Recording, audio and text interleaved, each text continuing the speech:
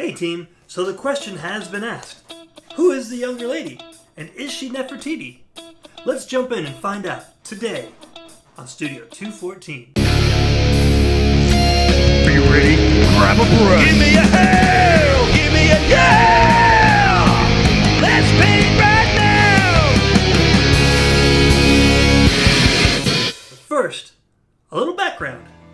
The younger lady is one of two female mummies found in the side chamber of Amenhotep's royal tomb. It is designated as KV-35. There were other mummies found in the tomb, but for today's discussion, we're only interested in two of them. Both the female mummies are very interesting because, well, they're related to each other. This is important because it helps us understand who they were. One, without any doubt, the one called the Elder Lady, is Queen Tiye, an identification nobody reputable disputes. DNA tests prove that Queen Tiye, or the Elder Lady Mummy, is the mother of the Younger Lady Mummy. Keep in mind, these were found in Queen Tiye's father-in-law's tomb, Amenhotep II. And one of several other mummies found in other parts of the tomb were 9 mummy kings. Amenhotep III being one of them, who was married to the older lady mummy, Queen Tiye, amongst others, and had at least one daughter and one son. This guy, Amenhotep IV, who then changed his name a few years into his reign to Akhenaton, the famous Egyptian pharaoh who was married to Nefertiti and who ushered in and changed the Egyptian pantheon to a monotheistic system. And here is where it starts to get a little bit tricky and a little nasty. You see, the Egyptian royals put their brothers and sisters to the test and practiced incest. All day, basically from the beginning of the Egyptian Old Kingdom up to the Ptolemaic period, right before they were absorbed by the Roman Empire. Most notably was Ptolemy and Cleopatra being married and siblings. Go back 1,000 years to the New Kingdom in Akhenaton's reign and you will see the same thing being done. Cut to February 2010 with an article from the Journal of the American Medical Association that analyzed DNA from the mummies in question to include the Boy King, King Tut.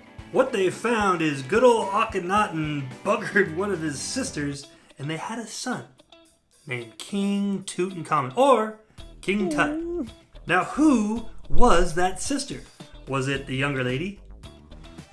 But was that younger lady Nefertiti? Is Nefertiti the younger lady? Was it another sibling? Great questions. And here is what we know. Well, here is what most scholars agree on. The younger lady was without a doubt a daughter of Queen Tiye and Amenhotep III, who also, through DNA testing, is King Tut's mother. Now, many say that if the younger lady is indeed a daughter of Queen Tiye and of Amenhotep II, then it cannot be Nefertiti. Not so fast, says Mark Gabold in a talk he gave at Harvard University on February of 2013. He claims that Nefertiti is indeed Tut's mother and that she and Akhenaton were cousins.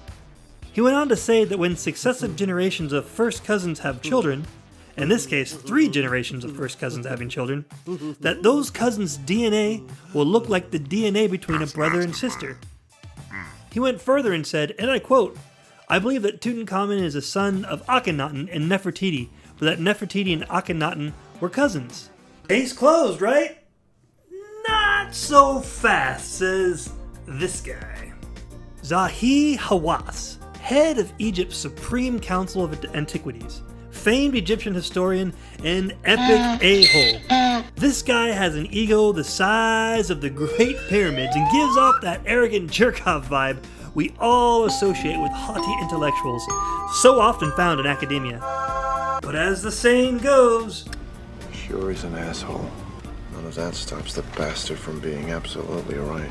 in a letter to Live Science, Hawass and his team showed research that we had already talked about, and that is King Tut's mother was a sibling of Akhenaton and a daughter of Queen Tiye and Amenhotep III. He went on to say that there is no evidence in archaeology or philology to indicate that Nefertiti was the daughter of Tiye and Amenhotep III. Here's the problem. A recently discovered inscription from year 16 of Akhenaton's 17-year reign showed that Nefertiti was, in the words of the researchers, Akhenaton's chief wife. This is important because this was very late in old Aki's reign, which ended shortly thereafter with his death and the rise of King Tut. Now, much like all royal assumptions, the official wife, or bona fide wife, chief wife, whatever you want to call her, was the one whose offspring became rulers afterward. Indeed, Nefertiti ruled Egypt after Akhenaton died before Tut came to power. The question is, would someone other than the young king's mother be in charge? I don't think so. Whomever King Tut's mother is, the heir apparent to the throne, would be the one who's in charge. She would be making all the calls until the child becomes aged where they can then rule. In all the instances I can find throughout history, when somebody takes the throne who isn't a rightful owner of it, they never ever put somebody else's family in charge of it. Well, sometimes they do, but then always a civil war breaks out and thousands of people, tens of thousands, hundreds of thousands of people are killed. It just doesn't happen very often because it ends in ruin for everyone. Those who are in charge, families are in charge, until they're no longer regent or knight protector or lord protector. I find it hard to swallow that if Nefertiti were not King Tut's mother, that she would have been put in charge. I also find it hard to believe that since Nefertiti was the chief wife of Akhenaton, that she wouldn't be the one whose son was the heir apparent to the Egyptian throne. Because whoever gave birth to the heir apparent is always the one closest to the king, the chief wife of the king. If the prince in the kingdom need a regent, you aren't going to find a situation where the prince's mother isn't the one who is that regent or in charge. Unless, of course, Tut's real mother died and Nefertiti adopted her. But that's just speculation, and there's no proof whatsoever for it. I would have to agree that most likely much remains of Akhenaton and Nefertiti after his dalliance with monotheism and the revolution that occurred shortly after his death back to polytheism in the traditional Egyptian gods. The people who were pissed off after thousands of years of religious tradition were being flushed away, and the inevitable backlash against Akhenaton most likely occurred in the same fashion that he tried to silence the past, by changing and or destroying the record. So yeah, the revolution against Akhenaton by the priests and populace, and even his own boy king's son, King Tut, destroyed lots of evidence and official records that, if they hadn't been, would have cleared up this whole problem real quick like. Hawass and his team bemoan the fact that Nefertiti is never mentioned as King Tut's mother. The problem is, nobody else is either. And we know he had a mother. So, yeah. If there was an inscription or evidence that detailed who King Tut's mother was, then we wouldn't be talking. We would know the identity of the younger mummy, and this whole question would be moot. And of course, the younger lady mummy would be known by name, not the younger lady.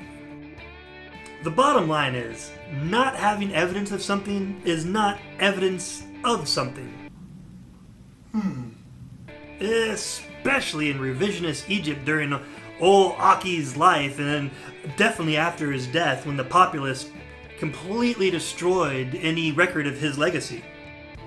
Well, they tried to, but we found some. So where are we? What's left? You have experts saying this over here and the younger is Nefertiti, and you have experts over there who say that she is not.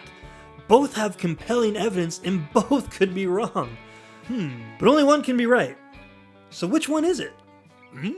Well, sometimes it's just best to say we don't know and more evidence is needed in order to reach a conclusion. This is not often the case, but I think it is this time. Where whatever you want to believe, whether it be the younger lady is Nefertiti, or that it's somebody else completely different. To be fair, either one is backed up by experts and there's evidence to support each, and not a lot of evidence to contradict the other, so carry on. If your preconceived notions tend to lean you one way or the other, that's fine. Because with the evidence available, either perspective and point of view is valid. As much of a paradox as that seems to be. Check out this quote from noted historian Peter Heller. What is so striking about Nefertiti's life and work is that, even though her likeness, derived from Tutmosis bust of her, is one of the best known and most frequently reproduced in the world, and while she lived at a time when Egypt was the most cultured and most powerful nation on earth, remarkably little is known about her.